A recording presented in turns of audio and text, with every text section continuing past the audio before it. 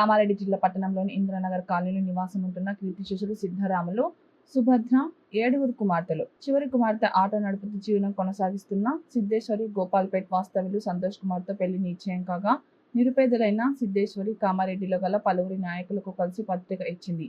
కానీ ఎవరు స్పందించలేకపోయారు. ఇందులో భాగంగా టీపీసీసీ స్టేట్ జనరల్ సెక్రటరీ గడ్డం చంద్రశేఖర్ రెడ్డి కూడా పత్రిక ఇవ్వడంతో మీకు నేను నా అని భరోసా ఉంటానని, పుస్తమెట్టలు అందిస్తానని మాట ఇచ్చి శుక్రవారం రోజు పెళ్లి కూతురు సిద్ధేశ్వర ఇంటికి వెళ్లి పుస్తమెట్టలు అందజేయడం జరిగింది. ఈ సందర్భంగా సిద్ధేశ్వరి వదిన లలిత మాట్లాడుతూ, పుస్తమెట్టలు ఇచ్చి మాకు అండగా నిలిచిన గడ్డం చంద్రశేఖర్ రెడ్డి అన్న చల్లగా ఉండాలని మరియు అన్నతో వచ్చిన ప్రతి ఒక్కరికి మనస్ఫూర్తిగా ధన్యవాదాలు తెలిపారు. ఈ కార్యక్రమంలో కాంగ్రెస్ సీనియర్ నాయకులు మామిళ్ళ అంజన్న, ప్రధాన కార్యదర్శి జూలూరి సుధాకర్, ఉపాధ్యక్షులు పంపరి లక్ష్మణ్, మాజీ కౌన్సిలర్లు పంపరి శ్రీనివాస్, జమీల్, నర్సులు మరియు గౌరీ నవీన్, చేవెళ్ల రాజు, రాజశేఖర్, శశి, నిరంజన్, రాహుల్,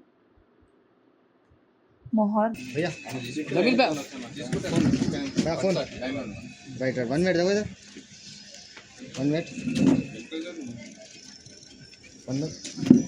ओके